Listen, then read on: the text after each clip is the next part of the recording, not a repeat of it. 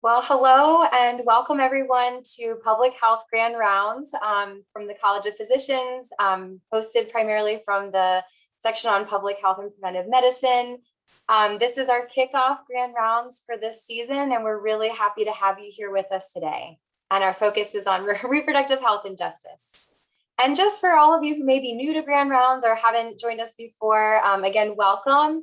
The whole idea here with us hosting public health Grand Rounds at the city level is to address important public health issues in the region, really spotlight local speakers from multiple disciplines and perspectives, and generate new ideas and collaborations and really strengthen the public health community.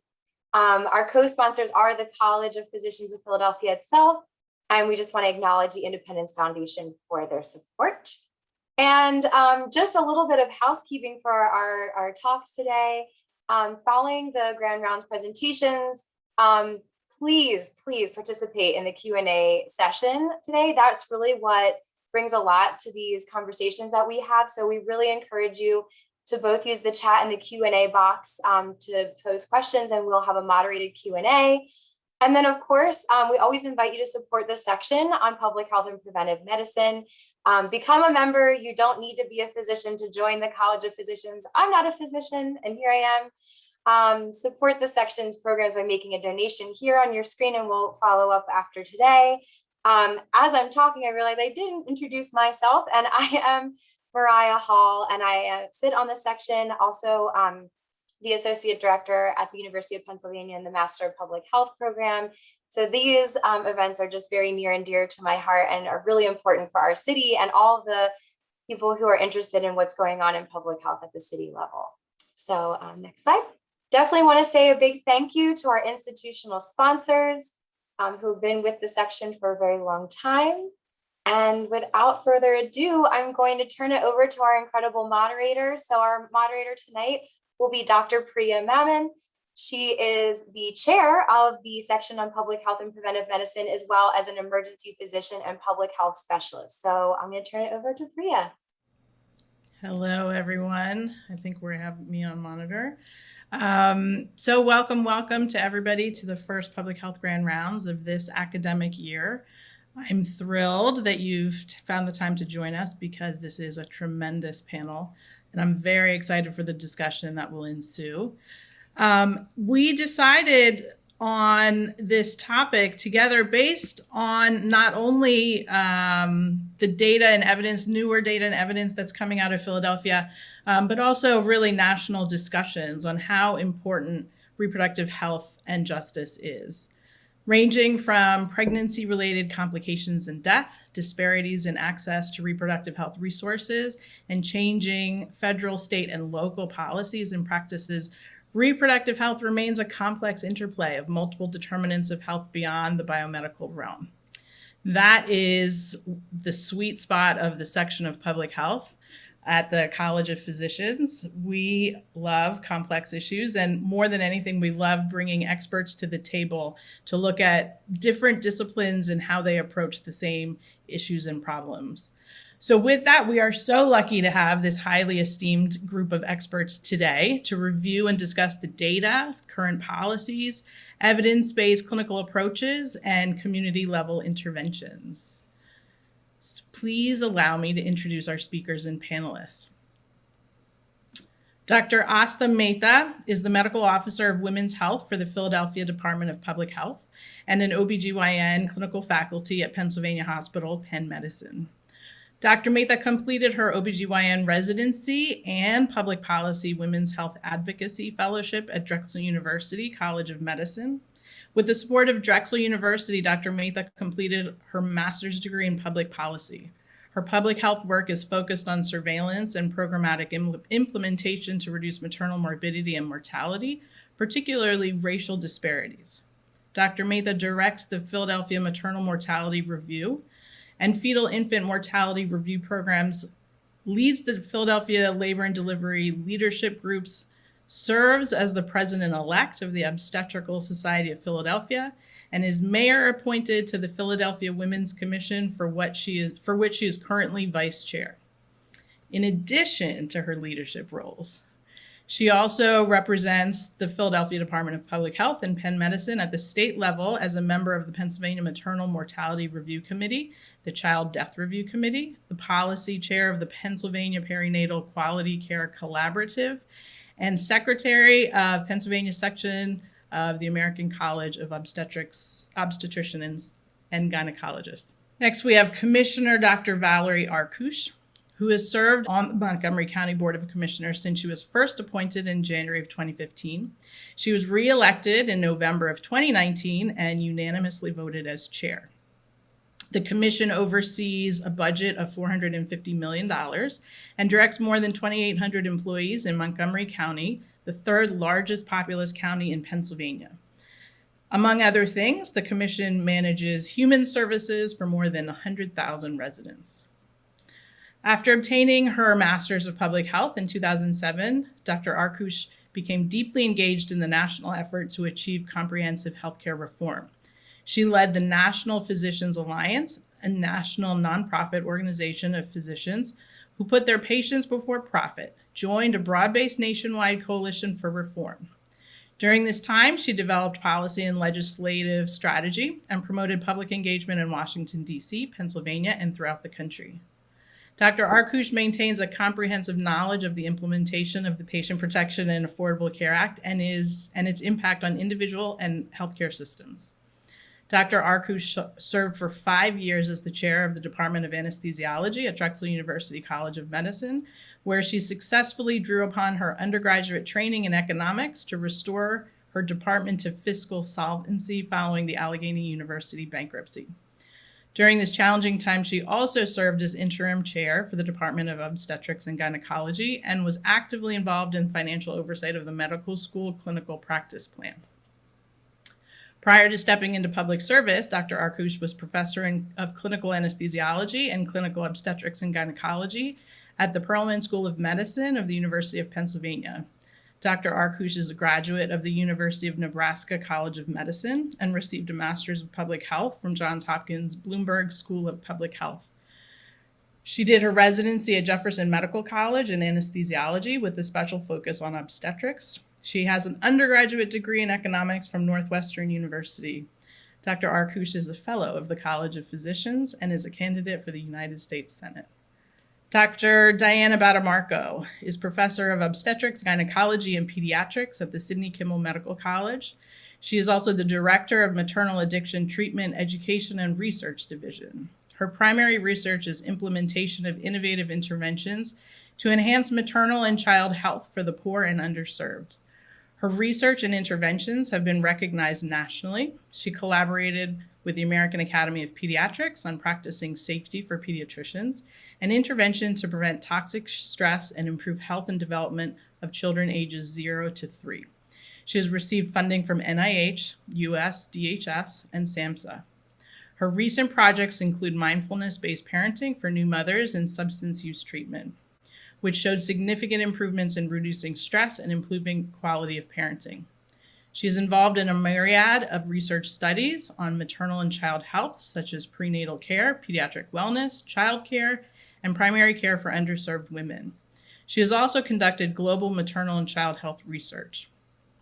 Dr. Batamarco is currently conducting a study to improve maternal and child health and integration of families in substance use treatment.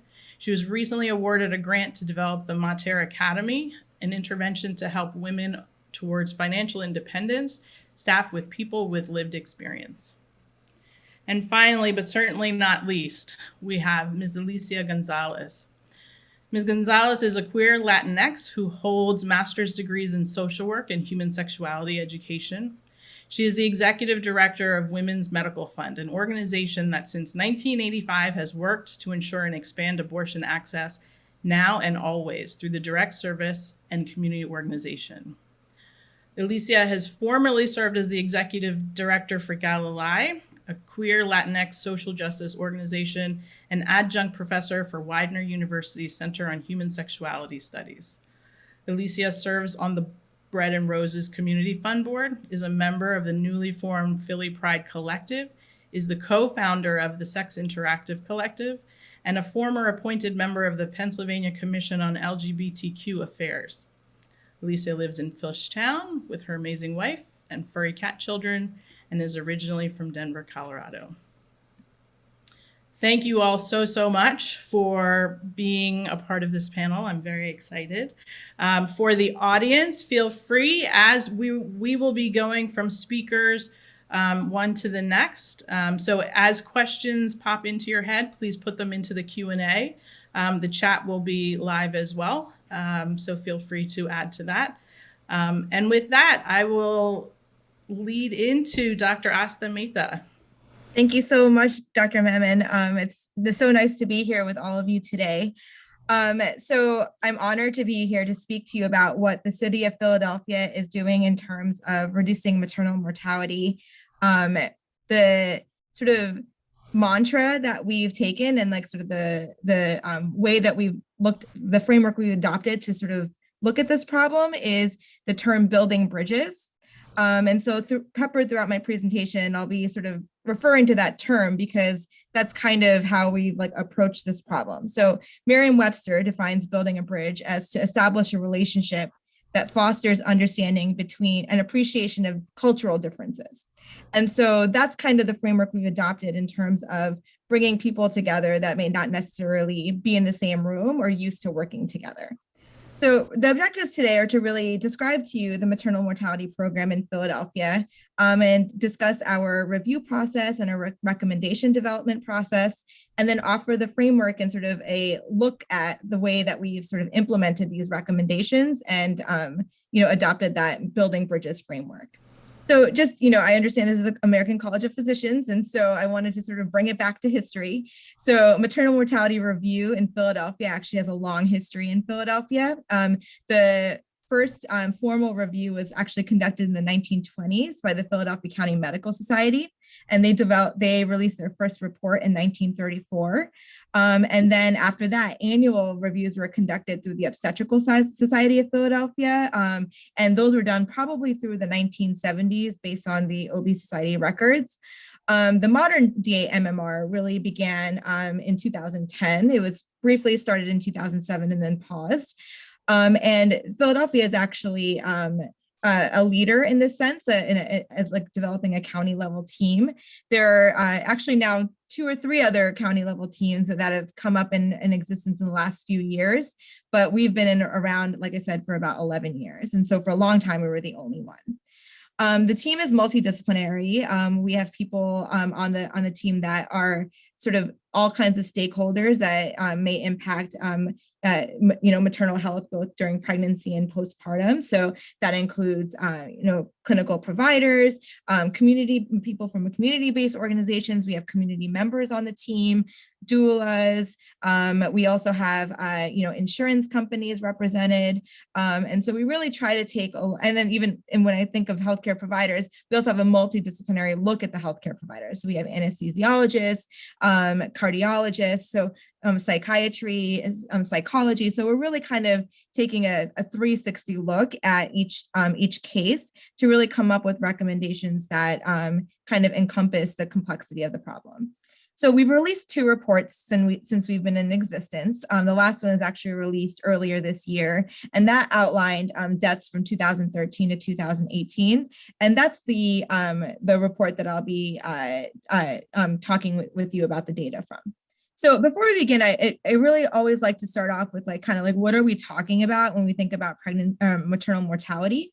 And there's a lot of sort of information out in the media about what it is and the rising rate both nationally and locally. And so I kind of wanted to put that in perspective so everybody knows exactly what we mean when we say that. So the big umbrella bucket term is pregnancy associated deaths, and those are deaths that occur during pregnancy and up to 1 year after the end of pregnancy, and that's like sort of the big term. And then pregnancy related deaths are deaths that occur during that same time period, but are deemed to be related to the pregnancy itself.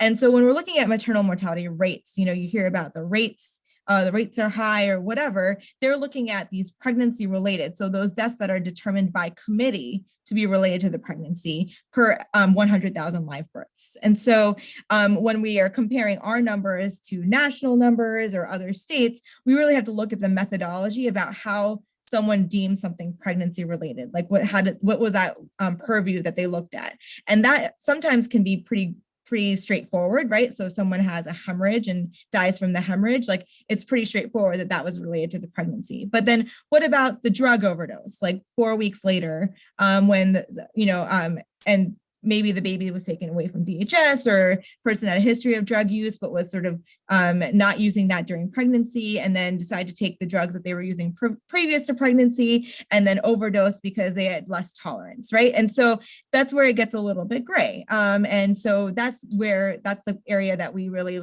need to sort of come to some consensus on what's pregnancy related and what's not. And that's why it's so important to have multidisciplinary committees looking at this. So the key findings from our report, you can go to the next slide. This schematic is really looking at all of the deaths. And so each of the colors are a different kind of death. And so you can see here, the largest causes are that navy blue, and then the sort of light green on top of that. Those are like the majority of the cases throughout the last 10 years. And you can see the blue, that navy blue is what we determined to be pregnancy related by committee. And you can see that number is actually pretty stable for the last, since 2011, pretty stable. And that's kind of actually in concordance with national numbers. And so when we talk about our pregnancy related rate being high in the United States, or rising, that's actually an incorrect assumption when you actually look a little bit closely at the data. So the rate is high when you compare it to other countries, but actually but it's not rising like people say. What's actually rising is that gross number, right? So like the pregnancy associated deaths that we're thinking about in this time period. And in Philadelphia, and in other jurisdictions that have published their data, that's really related to the drug overdoses. And those are the ones that have increased that sort of bigger number. And that's why, we think about maternal mortality as rising. It's actually the gross number, that like big bucket term, not necessarily pregnancy related deaths. They're high. And so not to say that we shouldn't address that problem, but they've been steady at a higher rate than when you compare it to other countries. So this is a breakdown of the pregnancy related deaths that we see in the city. So the two highest causes are, number one, cardiovascular conditions, which account for almost half of the cases. And this includes cardiomyopathy and hypertensive disorders. And then the second leading cause is embolisms and things like that. And one place that I wanted to sort of highlight is our hemorrhage related deaths. And so you can see, and this is basically deaths in the last 10 years, we had two that were related to hemorrhage. And when you look at sort of percentage wise, that accounts for 8% of our cases. And that's much less than the national reported average of 10.7%. And when you look more closely at the Philly data, we actually have a religious group in the city that shuns all medical care. And so a number of those cases, so like half of the 8% were related to that religious group. So not to say, it's hard to say whether that person would not have died if they had received medical care, but it's safe to say that at least it would have been managed a little bit differently than the way it was managed. And so if you sort of excluded those cases, our hemorrhage related deaths are only 4%. And that is actually much less than the national average, as you can see. And that's directly related to a lot of the safety protocols that all of our hospitals have put into place to avert, deaths due to hemorrhage. So this is a breakdown of the racial disparities. So you can see here, there's significant racial disparities that exist in pregnancy-related deaths in the city. Black women account for about 73% of the pregnancy-related deaths. They only account for 43% of the births. And when you look at sort of compared to other ethnicities, you can see that Black people are 3 to 4 times more likely to die. And this is pretty in concordance with national numbers. And there are other disparities that exist. So people over 40 years old and people that are obese are a disproportionately likely to die of a pregnancy-related death. And so this is the other sort of big piece of the pie when it comes to pregnancy-associated mortality are the drug-related deaths. So as you can see, looking at 2009 up until 2017, 2018, that it's risen significantly in the last 4 years. And I can tell you that in 19 and 20, this number is pretty stable at a very high rate. And so, when you look at sort of the disparities, and I didn't put that schematic up there, but if you looked at the racial breakdown of drug-related deaths in this time period, Black people and white people are equally likely to die. But so in like on the surface, it doesn't look like a disparity. It looks like they're both dying at the same rate. However, when you look at sort of the general population of who's dying in Philadelphia around that same age group, white people are actually 2.5 times more likely to die than Black people in that age group. And so when you look at sort of this like sort of period of pregnancy and a year afterwards, they're equally likely to die. So there's actually a disparity there when you look at that compared to like sort of if they weren't pregnant. And so that's something that is really important to acknowledge and address. And so we've had some other key findings, which I think are really important to focus on here. So if our pregnancy-related deaths, about 72% occurred after delivery, and about more than half occurred after six weeks postpartum. And so as you all may remember in medical school or in your clinical learning, people think that the postpartum period ends 6 weeks after delivery, and sort of all the supports may run out, all the sort of people checking in and things like that may leave after 6 weeks. Even the system sort of like ends then, but really it's important to stress that things don't stop like occurring after 6 weeks. Like there are still sort of like the residuals of maybe pregnancy or sort of what happens after pregnancy that still need to be addressed. Insurance status is important to note here. So 3/4 of the deaths had Medicaid, and there's also really important to stress the coexistence of mental health and substance use disorder in our cases. And then also really important to note is that 1/4 of the cases had no prenatal care at all. And that is much less than the Philadelphia average, which is about 8 to 9% of people don't seek prenatal care. So it's certainly disproportionate in this population. And so based on this data and based on discussions of particular cases, we developed a very lengthy set of recommendations. This is sort of the higher level kinds of thoughts and sort of buckets that we put these recommendations in. And I won't read them all for you here, but you can refer to our report to look at all of those in detail, but really sort of highlights around addressing health inequity in healthcare systems, thinking about, really tailoring behavioral and mental health services for this particular population, obviously access to care, preconception, et cetera, directing more attention to the postpartum period. And, the rest are listed there, but these are the sort of big priority areas, and there's specific recommendations for each, which I'll go through kind of like what we're sort of prioritizing in the city. So really, I talked about this in the beginning, like how do we fix this issue, right? So, something that comes really clear when we're reviewing the case and going through sort of the details of what happened during pregnancy and afterwards is that it really is that we really need to address these recommendations in a multidisciplinary way. There's not just one person or one organization or one group, one person that can really like address maternal mortality as it stands right now. And so really, we really wanted to sort of bring people together that had agency to change within their organization, and then also like that represented like a lot of the social determinants of health, along with the healthcare system and the other supports that we already have in our city. And so the goal really is to create like a group of people that could come together, work on these issues collaboratively, but then also recognize what the data shows, and that there's a community voice and active participation from their side or from the community side, which can really inform sustainable recommendations. And so what was birthed, and no pun intended, was Birth Justice Philly, and that's is the name for our action team. We call it the OVA, or Organizing Voices for Action.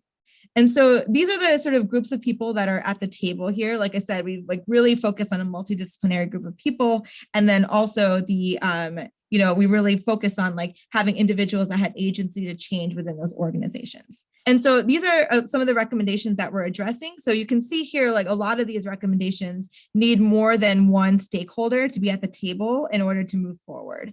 And so these are some of the successes that we've been in existence for a year and a half. We started during the pandemic, and these are a bunch of the successes that we've been able to move forward already. And just sort of to think about it in numbers, in our MMR report, we have 33 specific recommendations. Since the report has been published, we've either started or moved along or completed 11 of those 33 recommendations. So 33% of the work is either already completed or ongoing. And so I just leave you with some final thoughts, around, this work that we do at the health department, recognizing that we really just need to, think about, how healthcare is delivered currently, how it's time to really start engaging other stakeholders to really tackle complex problems. Maternal mortality is not a one stakeholder issue, and it really needs policy change, which Dr. Arkoosh, I'm sure we'll discuss. It really needs sort of, bringing in, experts in the community that are used to working with at-risk populations, to really come together and really think about this problem from a larger perspective. And so I think the time is now. Clearly there's national recognition of this issue, which is really, really important, because that brings along funding and that brings along innovation. And so, we're really at a precipice of hopefully changing that trajectory for the better. Thank you so much. Well, thank you, Dr. Mehta. And I will move into my presentation that was really interesting, and I think highlights some of the issues that I want to raise. That reproductive rights are fundamental human rights, and they must be protected to ensure the dignity, health, and well-being of every person. And we can see from what we just heard from Dr. Mehta how there's such interplay between traditional healthcare and then, of course, all of the social factors that are around women and pregnant people. So what we've seen when we look back through the history of the support that women have gotten traditionally through our healthcare system and other services, we've seen that every advance toward equity through state and federal laws and regulations is often met with challenges. And I'm going to go through a couple of those today: Title X, the Affordable Care Act, where we are with Medicaid and the Hyde Amendment, and access to abortion. And then just quickly at the end, mention some steps forward that I think create some opportunity. So let's start with Title X. This has gotten a lot of press in the last really year and a half. And let me give you a little bit of background. I think this was a program that not a whole lot of people were that familiar with until it became challenged. So the Title X Family Planning Program was created by Congress in 1970 with bipartisan support. It is a federal grant program that lives within the Department of Health and Human Services. And the goal of this program was to provide, or is to provide, reproductive health care, including contraception, STI testing and treatment, breast and cervical cancer screenings. And it was originally directed at young or uninsured or otherwise disadvantaged patients. So that was 1970 when Title X started. Then in 1973, the Supreme Court decided in Roe v. Wade that access to abortion was a constitutional right here in the United States. And so many of the programs that also received Title X funding began to counsel women who were seeking abortion services. Everything was going along fine until 1988, when the Reagan administration enacted what was called at the time the domestic gag rule. And that rule restricted providers who received Title X funds from providing abortion counseling or referrals. So this domestic gag rule was challenged in court, worked its way up, and was upheld by the Supreme Court in 1991. And then in 1993, when the Clinton administration took over, they reversed the policy. And their rule said that all pregnant people should be provided with, quote, neutral, factual information and non-directive counseling. So again, things were quiet and stable until 2019, when the Trump administration issued a new set of rules and required the Title X providers to refer pregnant people directly to prenatal care, regardless of their wishes for the pregnancy. Additionally, they prohibited informing patients about all options, And they blocked Title X funds to any provider that also offered abortion care. Now, prior to the Trump administration's rules, Title X granted about $387 million annually to independent health clinics, Planned Parenthood, state, county, and city health clinics. And they served approximately 3.9 million people, including 600,000 teens. Importantly, these funds disproportionately serve Black and Hispanic, Latino, and Latinx patients and rural communities. Following the Trump administration's Gag Rule, the number of clients served by the Title X program fell by nearly 4 million people in 2018, down to 1.5 million in 2020. Now, to be accurate, obviously COVID-19 hit during that time, and HHS estimates that about 37% of that drop was due to COVID-19 and people not coming in to receive services. But even backing that out, you can see that there was a substantial decrease in access to services due to the rules from the Trump administration. Last Monday, a week ago Monday, on October the 4th, the Biden administration did announce reversal of this Gag Rule, and in early November, funding will be restored to all of those providers that I mentioned earlier, and there will be no restraints on their speech. I believe they will revert back to what was in place prior to the Trump administration coming into office. But that's just one example of how a program that was passed way back in 1970 with bipartisan support has been sort of treated very differently depending upon the administration in office in Washington. So now I'm going to move to the Affordable Care Act. The Affordable Care Act was signed into law March 23rd, 2010. And there were numerous provisions very explicitly written into the Affordable Care Act to support women and pregnant people, including improved access to insurance and lower costs for that insurance for many people. It expanded Medicaid, and at this point, 38 states and the District of Columbia have taken advantage of the opportunity to expand Medicaid, although I do have to point out that there are still 12 states that have not. Under the Affordable Care Act, key preventive services are provided at no cost, including things like mammograms and other preventive health screenings. And very importantly for women, women can no longer be charged more simply for being a woman. This was common practice, including after a woman was past her childbearing years. Women on average paid more for their health insurance premiums than men did. Women were also denied coverage because of pre-existing conditions like breast cancer, pregnancy, having had a C-section, or been a victim of domestic violence. Another very important provision of the Affordable Care Act was that contraception was included as a preventive service to be covered by insurers and employer-sponsored plans without cost sharing. But this provision was controversial from the start. In the original law, accommodations were put in place for houses of worship and other religious organizations.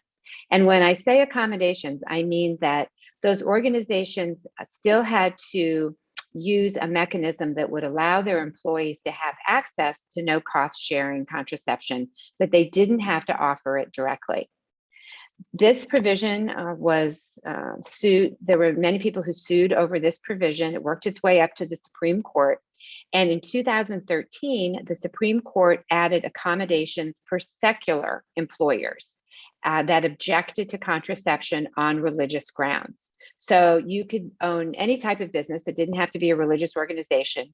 But if you objected to contraception on religious grounds, then you no longer had to offer contraception directly, but you still had to offer those accommodations.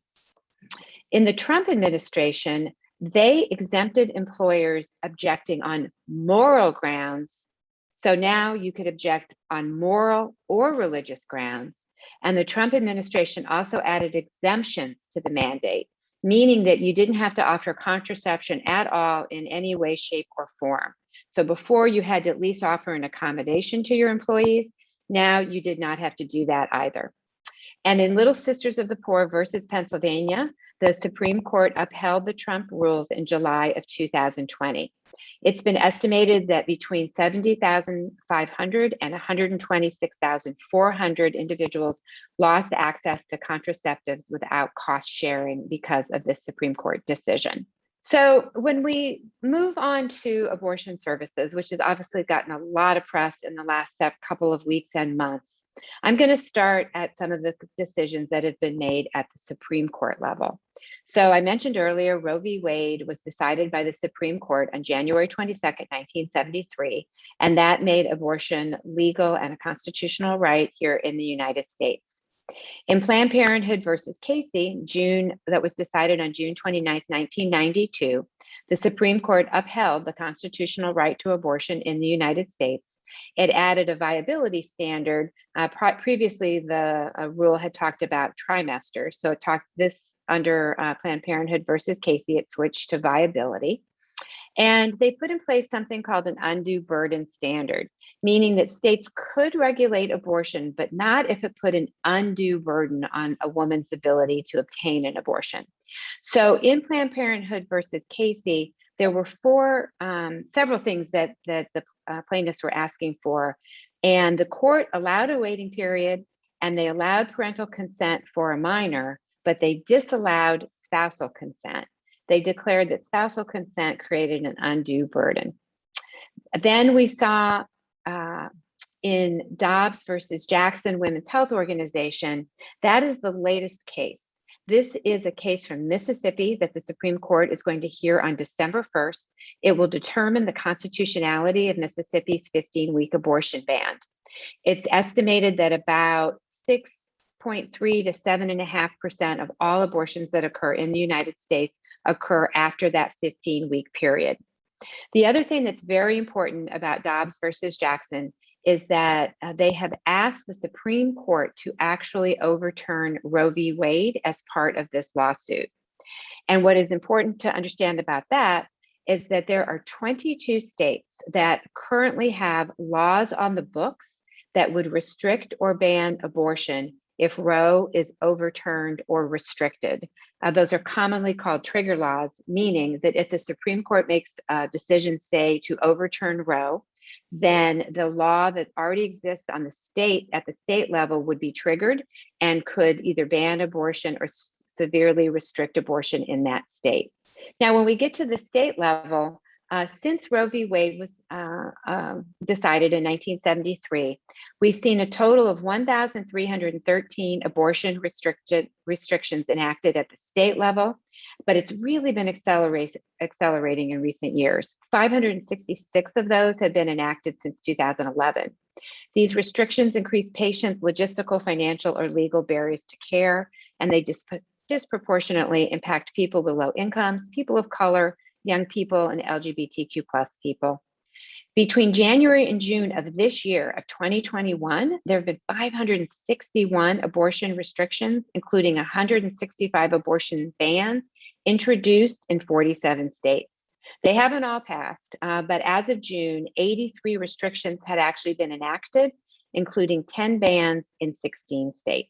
And this just gives you a quick visual as of the end of 2020, what the picture looks like in terms of states that are very supportive, ranging to very hostile when it comes to abortion. And this slide just shows you some of the impact of these laws that have been aimed at restricting abortions. The blue bars show the change in the number of abortion clinics, and the sort of darker kind of teal bar is the number of enacted abortion restrictions. So you can see, particularly in the South, high levels of restrictions correlating with large numbers of clinics having to close. So the things that have gotten the most press in this past year are the Texas law that went into effect on October the 1st. It is a ban on abortions after 6 weeks, a time when many women don't even understand that they're pregnant. It's created a bit of a vigilante system in that anyone can sue an abortion provider or anyone who helps a patient obtain an abortion, including someone who provides transportation to get that abortion. And this person can live anywhere in the country. They don't even have to live in Texas. It also offers a $10,000 reward or bounty for a successful lawsuit provided under this law. And of course, this is also currently being fought in the courts. And so far, though, it is still in effect. It was briefly stayed, but it was reinstated about 48 hours later. Here in Pennsylvania, we've seen some very restrictive laws introduced in our General Assembly. There was something called a heartbeat bill that would prohibit abortion after a fetal heartbeat is detected, but it really refers to fetal electrical activity, not even an actual heart beating. There is a Down Syndrome Protection Act that would preclude abortions for the reason of a child having Down syndrome. And then the Unborn Child Dignity Act, which would require the offering of burial of fetal remains, even of a miscarriage, and the creation of fetal death certificates, and a lot of really substantial burden on anyone who has suffered a miscarriage or abortion. So these laws are not in effect in Pennsylvania. They have been passed through our state house, and they are awaiting votes in the state Senate. Also, just want to mention that access to abortion services has been very hampered by insurance coverage. The Hyde Amendment was passed in 1976. It prohibits federal funds for abortion services to anyone who gets their insurance through Medicaid, Medicare, or the CHIP program. It affects people in 34 states and the District of Columbia. It's estimated to impact 7.8 million women aged 15 to 49. There are 16 states, though, that provide their own funding for people who are in their Medicaid programs. Again, this law disproportionately impacts people of color. It also impacts all federal employees, military personnel and veterans, Native Americans, and Peace Corps volunteers because of how they get their health insurance. And this is just a visual depiction, again, of where the Hyde Amendment withholds abortion coverage from people enrolled in Medicaid. These orange states are the ones where there is no coverage. Under the Affordable Care Act, the Hyde Amendment applies, so it does prohibit federal funds from being used to pay for abortion services. Insurance plans sold on the Affordable Care Act exchanges may or may not cover abortion services, depending upon the state. 18 states currently offer coverage. Pennsylvania is one that does not. Plans that do offer coverage must keep the enrollee's payment for those services in a separate account so that they don't mix with federal funds. The Trump administration added a new rule in 2019 that any plans that do cover abortion must issue separate bills for that coverage so that an individual would actually get two bills. But a judge has overturned this rule in July of 2020, blocking its implementation. And the Biden administration has finalized a rule that will permanently prevent that two-bill rule from going into place. So individuals will just receive one bill. So that is just a very quick overview of how these policies interact with politics and the impact on reproductive health. In terms of next steps, right now, the federal House of Representatives in Congress has passed the Women's Health Protection Act. This would establish a statutory right for healthcare professionals to provide abortion care, and it establishes the right for patients to receive abortion care. It will be free from medically unnecessary restrictions that single out abortion care. And again, the House of Representatives passed this on September the 24th, and it is awaiting a vote in the United States Senate. And I also want to draw your attention to something called the Blueprint for Sexual and Reproductive Health, Rights, and Justice. This was released about a year and a half ago, and I think it just has not gotten enough attention. It's a really comprehensive document centered on 5 principles around equity and access to services. It's been endorsed by more than 90 organizations. And I refer you to 2 groups, the Guttmacher Institute and the Center for Reproductive Rights, which are nonprofit organizations that are really credible sources on issues around reproductive rights and access to abortion. Thank you. Well, good evening. And I'm very happy to be with you all. I want to first thank Dr. Mehta and Arkoosh for their incredible presentations. And they've spoke mainly about pregnant people and women in the general population. And I'm going to be talking about women who are engaged in treatment for substance use disorder. So just a little description of the maternal addiction treatment, education, and research program at Jefferson. We're a 50-year-old program that has been serving women and pregnant people here at Jefferson. It was begun by Loretta Finnegan. Many of you as physicians may know the Finnegan score. That's how we screen for babies and neonatal abstinence syndrome when they've been exposed to opioids in utero.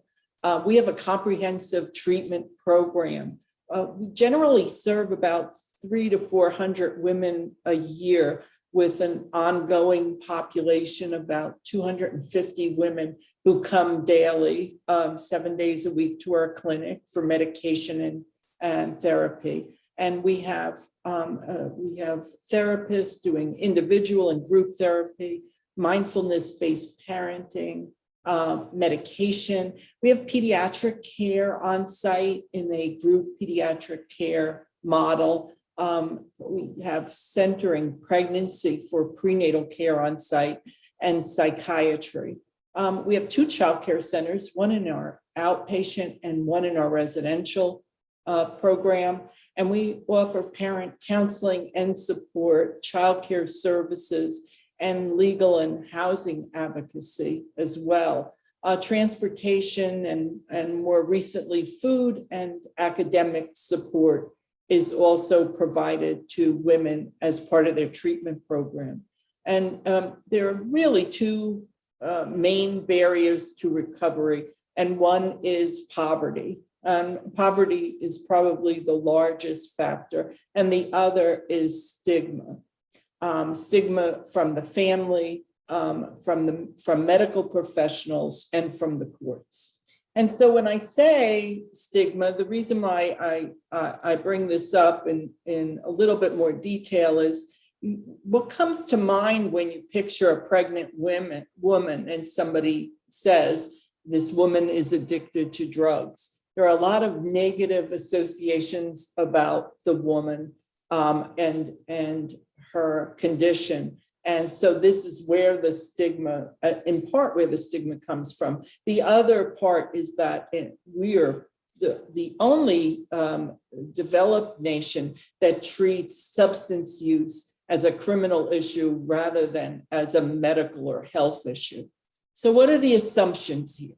So the assumptions of my presentation are, we can decrease and prevent intergenerational trauma by supporting the maternal infant dyad. And we've done all of this. This is all done through research, or our research on maternal, mindfulness and mindful-based parenting has shown significant increases in the quality of parenting among our women in our study that actually went above the normative quality in the United States. Women in treatment for substance use, some other assumptions are that prior to pregnancy, they have little access to health care, no insurance typically until they're pregnant. So there's no preconceptual health, as we like to think about it. There's no decisions around pregnancy or around reproductive contraception. Pregnancy for a lot of these women become an active decision to battle addiction.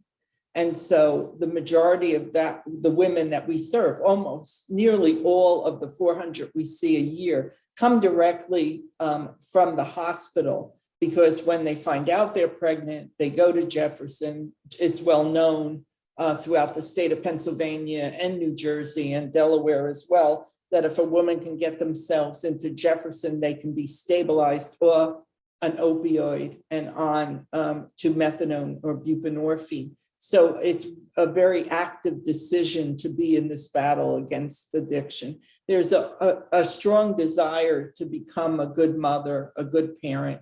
And using opioids is numbing rather than getting high. And I think that's important, and you'll see why in a bit. But issues affecting parenting among mothers with SUD are affected by this intersectionality of poverty and drug use. We need to think about the political, historical, sociological, and the economic intersectionality and the context of intergenerational trauma, which bring women to the point where they have a substance use disorder. And I would say that from the 1980s, we've seen a shrinking economy, a deepening of poverty in America, and certainly a wider disparity. And during this same period of time, we've also seen greater family isolation with fewer extended families, a lack of community participation in raising children, and parents needing to work longer, many more jobs outside the home. Additionally, what we lost is the destruction of the Great Society and the War on Poverty, which these federal programs that were enacted through Presidents Kennedy and Johnson really provided a social safety net that went beyond the net to actually lifting working class into middle class. And with those programs gone, we see more and more people who are undereducated, lack skills, and are not as employable. Also, during this period of time, we know that there have been more adverse exposures to children as a result of the poverty and isolation. I'll share with you what it looks like in my population. All of this leading to higher rates of drug use, because also during this time, we have greater direct marketing and distribution of pharmaceuticals to the public. So with this in mind, that there are complex and cumulative effects of poverty, isolation, stigma, and the discrimination that accompanies stigma, and all of that impact recovery.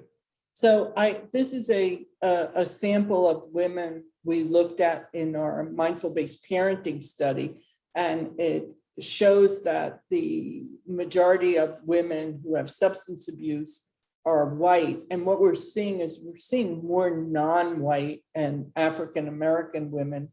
When I first started this work about 8 years ago, it was more like 85 to 90% white. But the issue of stimulant and opioid use disorder is moving into communities of color, and we're doing a little bit better of a job going into communities that are underserved. You can see, my slide got a little bit kind of mixed up here, but the numbers are correct. It's split education-wise, about a third for less than high school, and more than high school. And recently, we've been seeing more professional and graduate educated women coming into treatment. Primarily, women are about 95% ultimately in this study were unmarried, although 60% have a partner. And you can see their unemployed is 90%. Generally, women come into treatment with 2 to 3 children, and this has gone down because about 8 years ago, it was around 4 children or more was really what we were seeing as the median. And how many months are they in treatment by the time we did the parenting study was about 1.5 years into treatment. And if you look at their adverse childhood experiences, what you see in this dark blue range, 57% is 4 or more. And what we learned from Folletti's research on ACEs is that if people have 4 or more ACEs, it's predictive of behavioral health issues and substance use disorder. And when they have 6 or more, which some of these women do, there's actually a 20-year life loss amongst people who have 6 or more ACEs. and this is an older slide, but it still holds true today. You could see the green side is our population in my particular study that I was doing, and it reflects the population in the city as well, that the ACEs are much higher in this population than they are in the population country or in Philadelphia with 4 or more ACEs. So we do a lot of research on mindfulness. We do many other studies, but we do research on mindfulness. And I think this is really important, especially with the stigma issue, is having women learn to be in the moment and let go of their stories and their victimization as a way for them to hold on to the difficult work they need to do in recovery. What we're finding is that mindfulness leads to this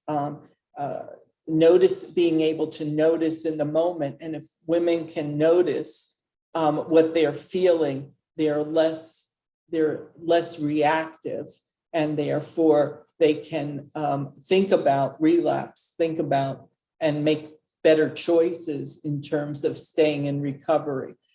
This is mindfulness leads to greater amounts of compassion. And it's a trauma responsive method for women. And then this slide talks a little bit about the work we're doing with physicians as well, where we're talking about self-compassion and versus self-care, like a more meaningful caring about yourself with compassion. And just to show you that all of the work that we're doing, this is just one of the faculty here, and that I just took a snippet from her CV. There are 4 faculty here, and all of the work that we're doing, the research, so that what we actually implement is evidence-based. And mindfulness-based parenting, the city just recognized, Philadelphia just recognized mindful-based parenting as an evidence-based program that is actually billable to Medicaid for, because it has such an impact on the women. And just say a couple of things about women in this work that we're doing is that, that women come in with this is called Mindful Dialogue for Life. It's a process we do here at Mater with our staff, and what staff felt this is a slide that shows what staff felt during COVID, so worried about the women when they couldn't come in for their treatment. And there was a lot of fear over overdose and suicide and the loss of infants. And they have a right to be fearful, as Dr. Mata has explained to us. There's a lot of life loss in this population, but there are also some good stories. So I'm going to end with one good story. We have 3 of our staff, our former clients of Mater, and one is a manager at this point. She's had, I think this is her 4th promotion. She'll be a project manager of the Mater Academy, which is to help women move towards financial independence. And we hope to hire 6 people in this new grant, all with lived experience, because they have the most wisdom and the most to share with all of us. But these are women who, all the women here, if you ever want to come to Mater for a visit, hopefully after COVID, you'll see moms and their babies, and a lot of love and a lot of caring. So thank you. Hi there. So I am Alicia Gonzalez, and am incredibly excited and proud to be here with you today to talk a little bit more specifically about how all of what was just discussed earlier by my esteemed colleagues, how it lands on our communities, right? I'm really grateful for being part of this conversation. I think in my entire 4 years plus at being at WMF, this is the first conversation that actually didn't compartmentalize the experiences of people who can get pregnant, but actually represented them as the full spectrum, right? So like prenatal, birth, maternal mortality, as well as abortion, because at the end of the day, these are our communities that we're talking about, right? They're not some of these women over here getting this thing over here, some of these people over here getting this thing. And I think to speak to Dr. Mehta's point, today is a perfect example of the bridge building that we need to continue to strive for within our community. So, so thank you for inviting me. I'm not going to read all that, but for folks who don't know, WMF was started in 1985, and we protect and expand abortion access for folks living in poverty. We do this in two ways: through direct service, so paying for folks who are unable to pay for their abortions themselves, so direct service, as well as community organizing. And so we are really looking at some of the systemic inequities that are causing folks to be living on the margins and underserved, to figure out what role we have to help them live healthier and fulfilled lives for themselves and their families. I just want to point out the asterisk here, which is next to the word individuals. So WMF right now is currently abbreviated. We are a couple of weeks away from announcing our new name that will be gender inclusive. We use gender inclusive language throughout all of our conversations when we're speaking with people, and certainly when we're talking with communities, because people, individuals, they, them, all need access to abortion care. And so we just want to make sure that we're affirming folks' identities, because not doing so is actually really inhumane and violent. We know people who call us and say that they didn't even realize that they could access support from us because they don't identify as women. So we just feel like it's a small little thing that we can do that has an incredible impact. So we're one of the oldest funds in the country. For the longest time, we were saying we were the oldest fund, and nobody questioned it, but apparently we aren't. So there's that. We are the largest fund in Pennsylvania. So you heard Dr. Arkoosh talking earlier about one of the most harmful amendments that we've seen to communities that we serve, which is the Hyde Amendment, which in Pennsylvania basically was adopted in 1985. So a group of feminists and healthcare providers recognized that they didn't have time to try to lobby the legislators at the state around, increasing and decreasing, or overturning this ban. They needed to take immediate action. So they created a fund by raising money, generating revenue, and helping pay people who were prevented by the state from using their insurance to cover the cost of the abortion. We serve over 3,000 people every year. Last fiscal year, we gave out funding to about 3,200 people. One of the things that I want to point out that was hit on earlier, but that there's just layers upon layers of intersecting oppression that are facing our communities. And so one of those, as we know, is COVID, which is disproportionately impacting specifically Black and Brown communities, which are also the folks who call our helpline. So before COVID, our average amount that we would give out to help somebody was $131. It's now up to $240, which is a stark increase for somebody who's already struggling to get by. This is just, again, a breakdown, because oftentimes when we think about abortion, or if you were to Google it right now, what's going to come up is the hyper politicized conversation, and what gets lost is abortion seekers and the people who are actually getting the care. So I wanted to make sure to paint a portrait of like who we're seeing in our helpline. All of the folks that we help are living in poverty, earning just over $8,200 a year. 23% were uninsured. A full 67% were on Medicaid. So combined, obviously, are all of the folks who should have been able to use that insurance to pay for this healthcare procedure. 11% were survivors of domestic violence or were pregnant as a result of non-consensual sex or rape. This is a huge number that I want to really drive home. 72% of people who call the helpline are already parenting at least one child at home.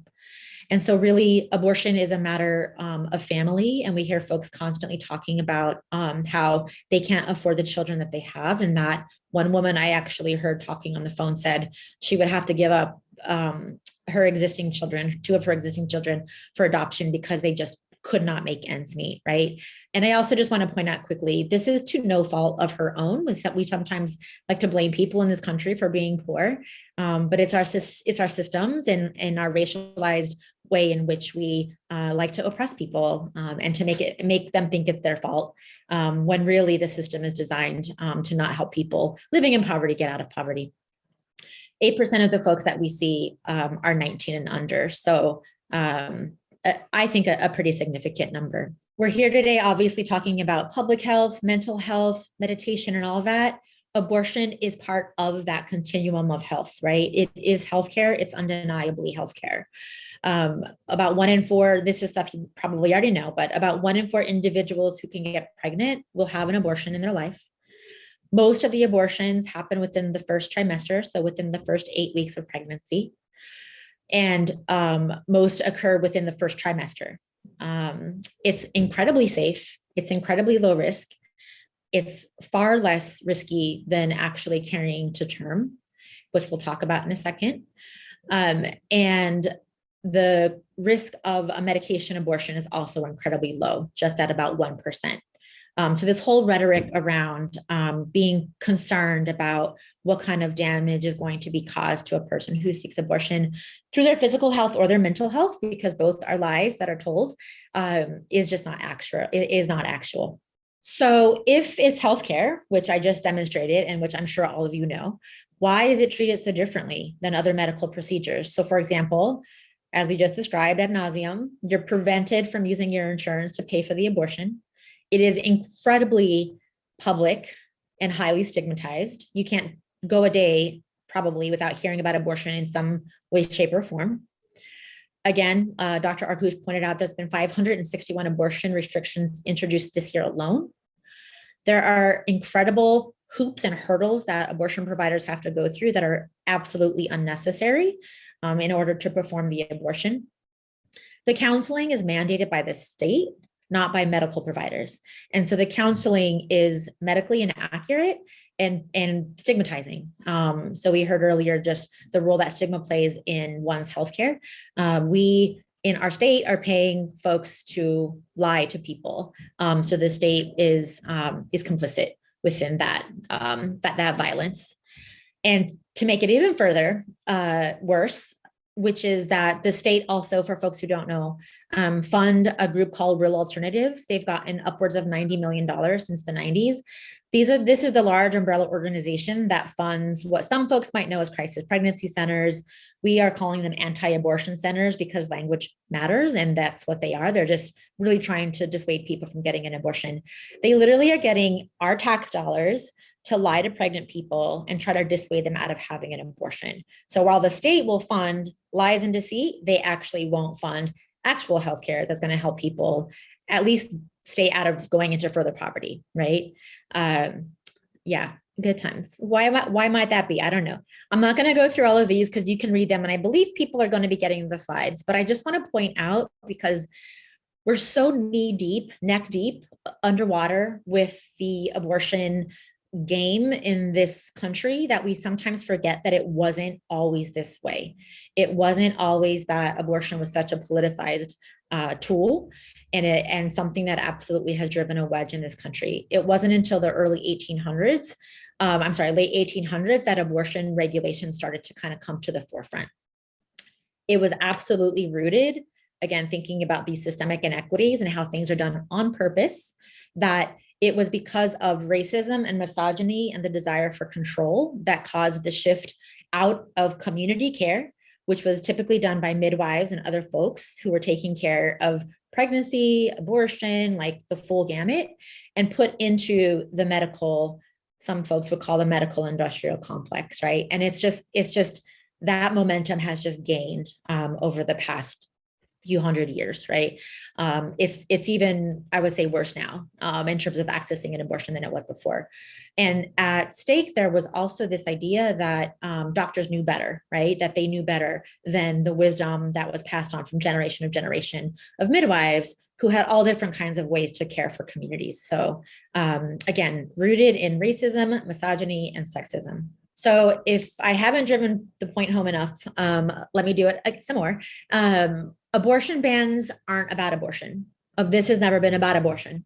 This is absolutely about perpetuating white supremacy, right? When the laws are introduced to ban abortions, the folks hardest hit are people living in poverty who are Black, Brown, and Indigenous. We see this over and over again. We see this with our PA Abortion Control Act. Pennsylvania is awful. We're not even just like one step away from Texas. Like we're not great. We have a mandated 24-hour waiting period, state mandated counseling that I talked about. If you're under 18, you have to get your parents' consent to have the abortion. If you can't get that consent, you have to go before a judge and prove that you're emotionally mature enough to have the abortion. No such equivalent exists if you want to have a child, just the abortion. And as I said earlier, just a ton of regulations for providers. Abortion is part of our nation's long and sordid history with trying to control Black and Brown and Indigenous bodies. And this is just a handful of examples. I can point to many more, some of which have been described today. Obviously, slavery, forced sterilization that's gone on up until just this decade, experimentation for OB-GYN care that was on Black and primarily Black women, as well as criminalizing pregnancy, which we heard about just right before here. So these are all connected, right? And controlling abortion is the issue that feels like it tugs on people's heartstrings the most and causes people to have like pretty strong opinions about something that really should just be private. Again, you're seeing a theme maybe in what I'm talking about.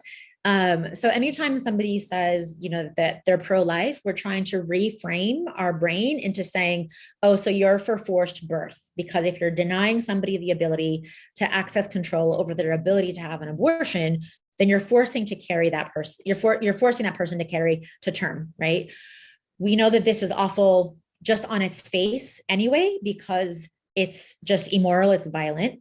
But it's made worse when you think about the racialized component of what forced birth means. We just heard earlier from Dr. Mehta talking about how Black women represent 73% of pregnancy-related deaths. Why this doesn't make the news every day, I don't know. Black women are 3 times more likely to die from pregnancy-related causes. And there's lots of disparities that different folks will kind of speculate on. The one that I want to point out, obviously, is racism.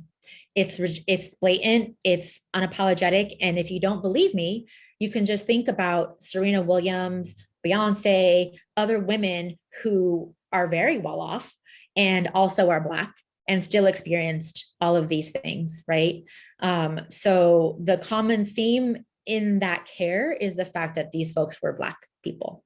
So what I want to do, because I assume that people are coming to this conversation, are critical thinkers, are already understanding that abortion access is healthcare, that abortion is connected to maternal health, and that there's, things that we need to do. But what I want us to do is actually pause and think about all of the things we have to unlearn so that we can actually interrogate ways in which we are perpetuating harm. That harm can come in the language that we use. It could be contributing to all of the isms, racism, sexism, etc., transphobia, insisting that only women get abortions, which is not accurate. It's the way that we might use old antiquated imagery that actually harms people who are trying to provide community care, like the coat hanger reference. That's an image that I know is dear to a lot of folks' heart. And also I want folks to sort of like do a little bit of digging as to what message that's sending and how that actually is perpetuating stigma in our communities.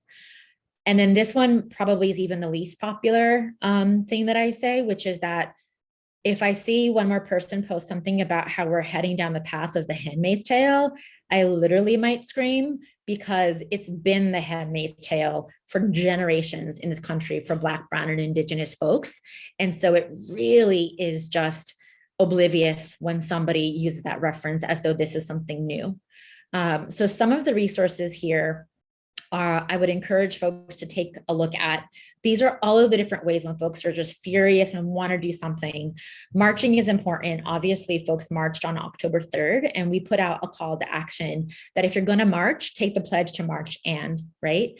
So march and contribute money to an abortion fund. we run out of money more and more every day. We estimated that we would need minimum of $20,000 a month just to try to come anywhere near the need that we're seeing currently. $20,000 a month, right? Support an abortion provider by sending a thank you note, volunteer for a clinic. And then of course, on the right are all of the different resources that you can take advantage of to help, again, like unlearn some of the ways that we've been thinking about abortion access and figure out ways of talking about it in a better way, because sometimes unknowingly and for perfectly well-intended meanings or reasons, folks who were seemingly in favor of a reproductive freedom, abortion access, or what have you, we are unknowingly causing harm.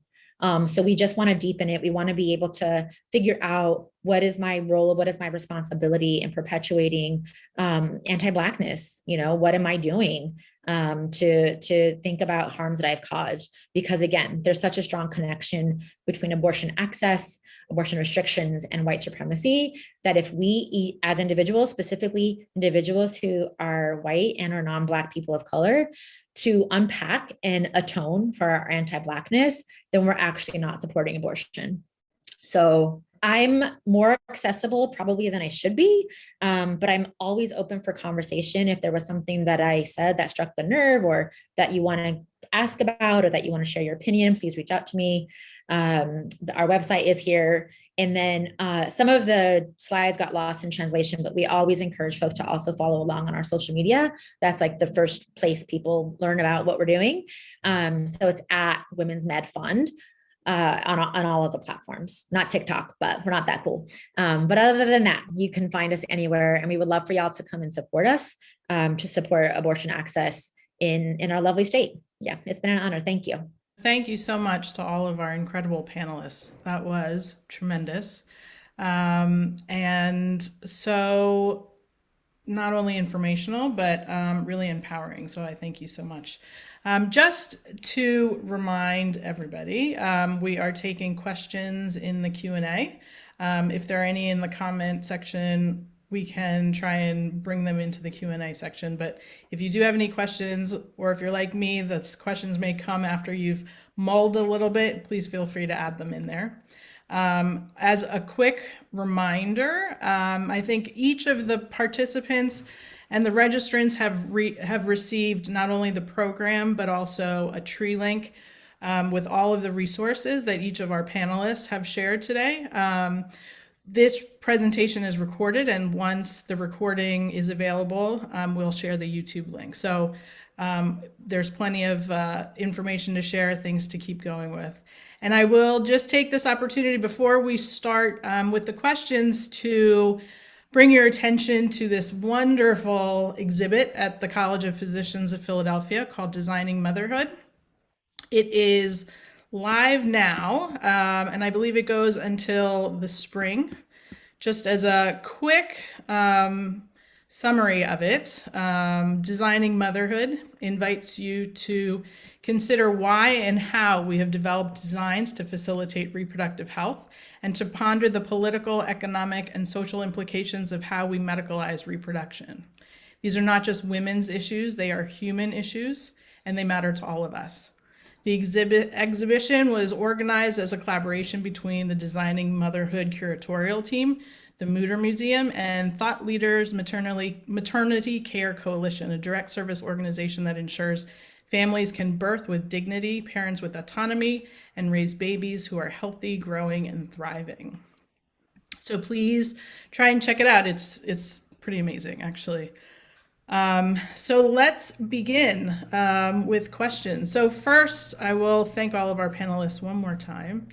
I'm going to jump into one of the first questions we got and expand it a bit. So the question is, why are insurance companies involved in medical decisions and policies?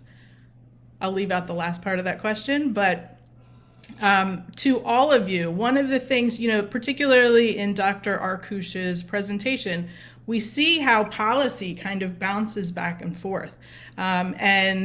Ms. Gonzalez and also Dr. Batamarco and certainly Dr. Mehta, in all ways, you are responding and reacting to policy changes as they hit the front.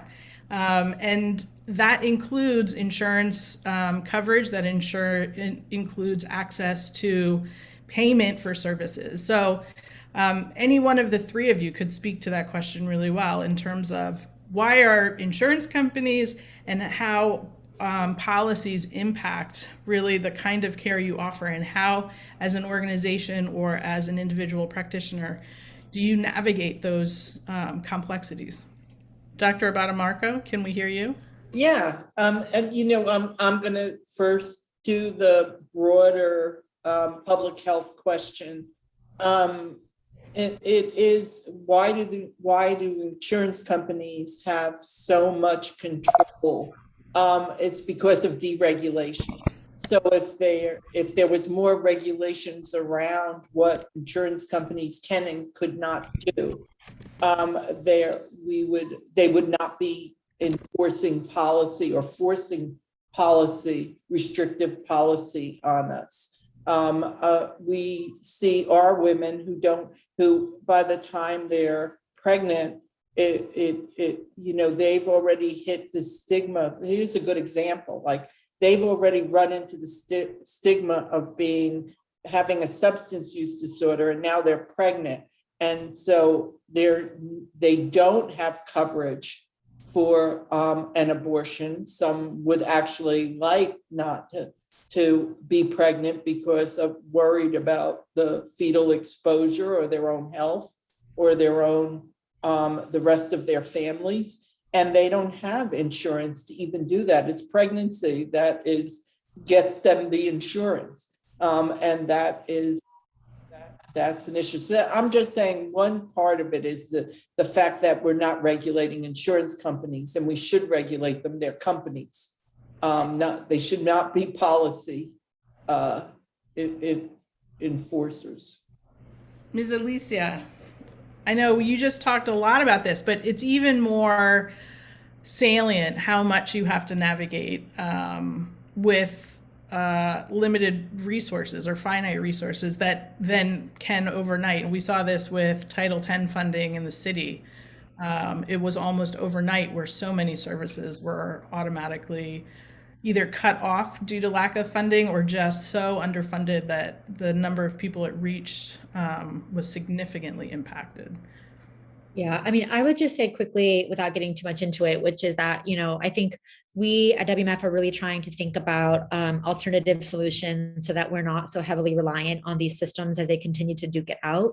And so we want to talk to folks and make sure that they have access to care, that there's networks, involved. There'd been a network back in the 70s, the Jane Collective, that literally helped people access abortions when it wasn't legal. So we want to think through what kind of networks do we need to continue to build? What kind of infrastructure do we need to invest in so that folks can get access to the care, because it's not getting better. It's not getting better. And I know this is also not popular, but no matter who's in office, there's still going to be abortion front and center. And so we just need to be able to think through alternative solutions. I also apologize because my laptop may or may not die soon, but I think we're almost done. But I can't figure out the plugin source right now. So I'm not at home, but anyway, yeah, thank you. Thank you. Dr. Mehta. Can you hear me now? Yes, thank you. Who knows? Thankful for Zoom.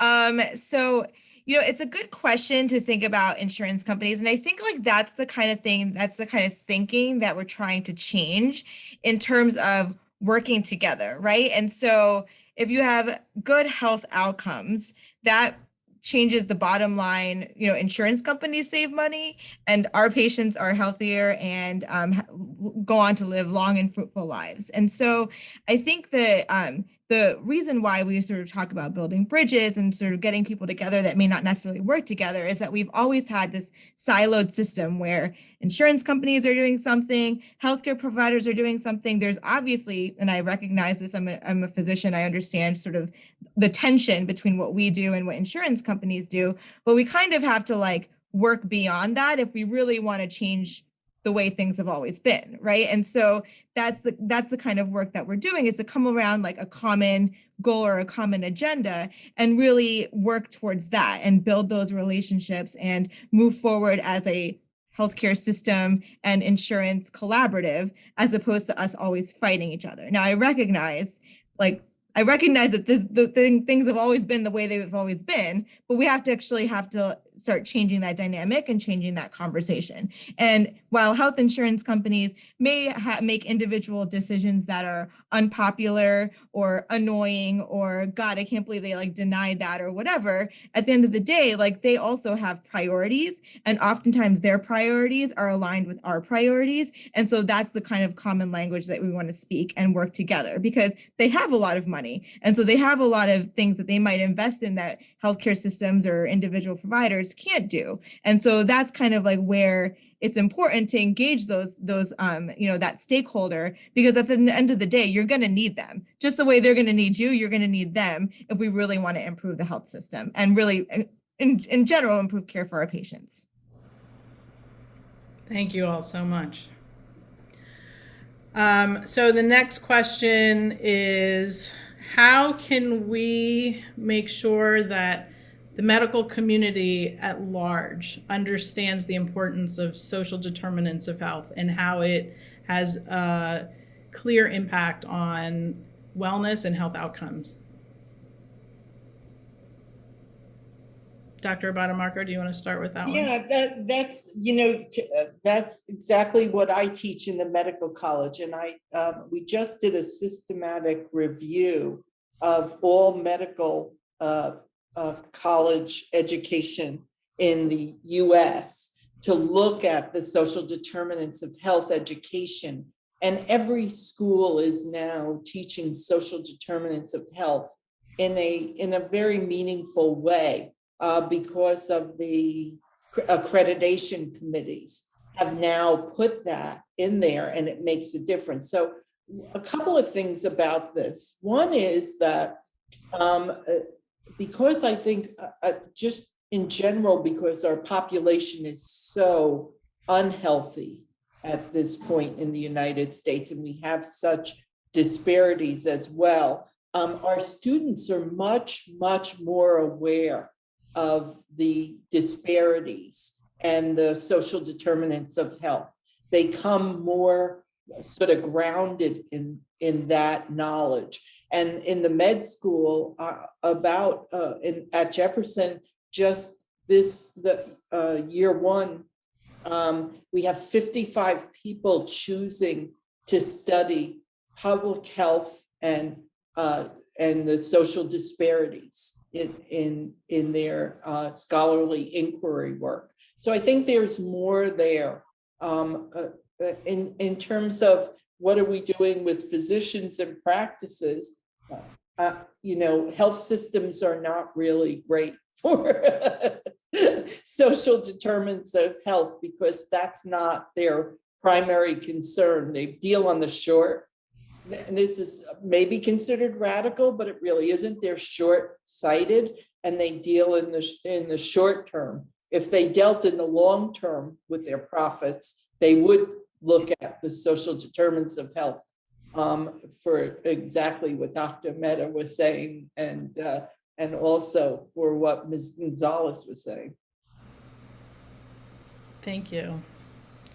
Anyway, I just realized for some reason I didn't catch that we're over time, but this is an important question, and something that I think as both a clinical physician as well as a public health advocate, and for the section of public health and preventive medicine that includes multidisciplinary members and experts, this is something that we have been working on, and I think all of us would agree. It's been, certainly COVID has brought the awareness of what public health is and what systemic impacts on health start to look like.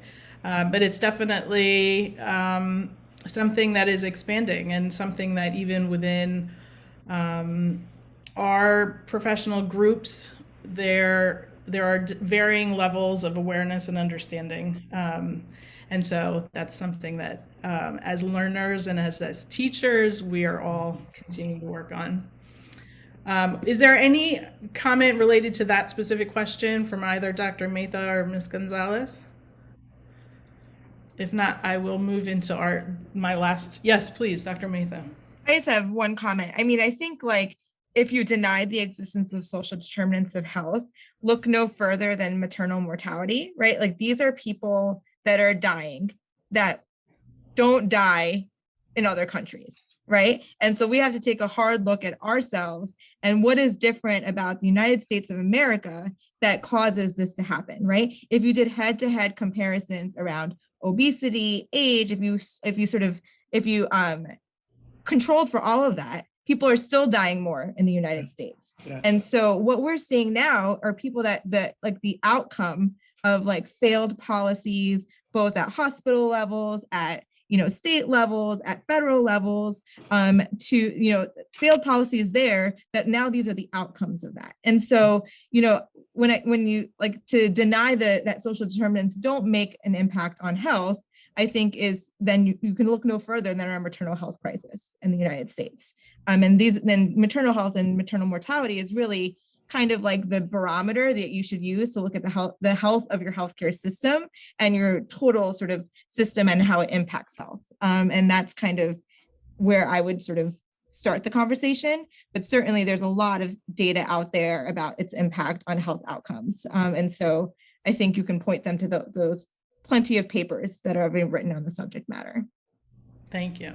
The only thing that I'll add is less around social determinants, but again, just how things aren't great in the US, which is that I learned not that long ago that in Cuba, for example, up to 8 weeks, it's not even called an abortion, it's called menstruation regulation. So if somebody is like, oh, I missed my period, like, oh, just go to the doctor and like get your period back on track, for free, for no appointment, like you just walk in, you just get this done. Like that would never happen here in the US. And so I just kind of want to like juxtapose us versus like other countries and like what we do. And then in terms of the role of medicine and medical providers that somebody had asked earlier, again, just this idea of unlearning and how we're unintentionally like potentially perpetuating stigma.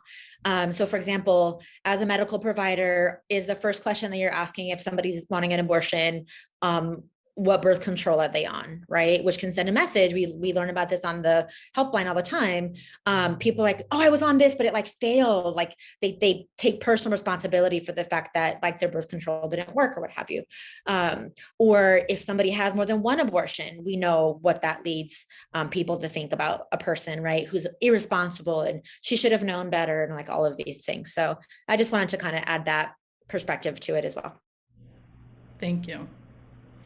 So to close it out, I will ask each of you the same question. My dear, dear mentor, who has passed away, Jeremy Nowak, has a saying that power belonged to the problem solvers. And it is something that I find so fundamental, is that everybody, each of us in our space can solve problems that we see and face, and that is automatically what makes us the expert in that realm. But we can all learn from each other in that sense. So, Dr. Batamarco, I'll start with you. What do you think is something that each of us can do to be part of the community that ensures ongoing reproductive health and justice?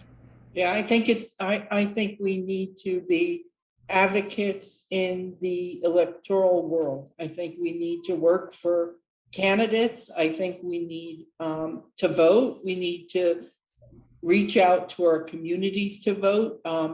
I am, for instance, when the former president was elected, I joined Indivisible, which is a national organization, and I probably have done conservatively maybe 500 postcards to women across the nation to get them to vote.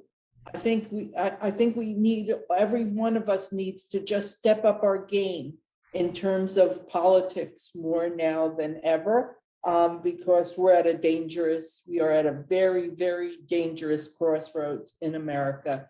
And this is the time that we need to put up or shut up. So I say, let's put up. Thank you. Dr. Mehta. Oh, it's hard to follow that. I echo what Dr. Batamarco just said, but I also think, practically speaking, that's kind of how I try to live my life. Like, I think that it can be on a patient to patient basis when you see patients in the office, and creating an environment that feels safe for people to come and see you, that you feel that they feel welcome and that they feel heard. I recognize that we all live in systems, right? And so the system says we only have 10 minutes for this patient or whatever, but then creating other systems so that that patient still feels heard, regardless of whether or not you have that like sort of face-to-face time with them. So I think like on an individual level, I think it's time that we start as a healthcare community, really developing processes and things like that, so that people feel safe to seek care and they feel welcome. I think on a larger level, I think that, certainly advocacy in the traditional sense that Dr. Batamarco was discussing, but I think like in like specific advocacy, pushing your way into rooms that you wouldn't actually be in otherwise, thinking about housing, and how that impacts the population that you're, that you work with, in your offices, thinking about, violence or, so like these kinds of areas where there really isn't usually a clinical voice. And as like often the clinical person in a room of non-clinicians, that voice is so much bigger than you think it is, and so important, right? Because like we all come with sort of like ground level knowledge, and that knowledge is gold, because a lot of these people making these decisions don't have that like on the ground knowledge or skills. And so really, being intentional about like, well, you know what, I'm going to go to that thing because I think my voice is really important. And more likely than not, they're going to listen to you because they actually crave to have like what's going on the ground, because that's how decisions are made. And so I think those are sort of like two bigger pieces that if you could like, number one, integrate things into your own practice and like how your office setting or whatever, and then thinking more about being aggressive and pushing yourself in spaces that you wouldn't necessarily go to. Thank you. And finally, Miss Alicia. Talking and getting right with ourselves about sex. The common theme through all of our conversations is that somebody had sex at some point and got to us, right? And I think I tell people this all the time, that people have abortions because they had sex and they might not want to be pregnant or can't stay pregnant or can't have a family. But we are so uncomfortable in our puritanical society about talking about sex, God forbid, talking about sex plus pleasure, like, whew, that's like a whole other thing. But we know in countries where sex is taught early, kindergarten and on up, we have just better health outcomes. And so if we can get better about getting comfortable, getting uncomfortable, again, unlearning and learning about sex and sexuality in the broadest scope of that term, I feel like we would be a better off society. Thank you. So that actually, before I say goodbye, I will make one final comment. And that is that with all complex issues, sometimes we have discussions that can make some of us feel uncomfortable. I think we are in this space where as long as we lead with data and evidence, as long as we're willing to listen to each other and learn from each other, that discomfort will and must be part of the steps to change. So I thank everybody who's been on this session and has remained to the end. I couldn't cut it off. It was just too interesting to be part of these hard discussions, because that is really the only way we're going to make strides forward. So I thank again our panelists for sharing your time and expertise. I thank my colleagues for helping organize this, and the team at the College of Physicians, Rachel and Jesse. And I hope you will all join us for our next Public Health Grand Rounds. We will share that information as well as keep you in the loop for all further programming. So thank you so much. Good night. Be well.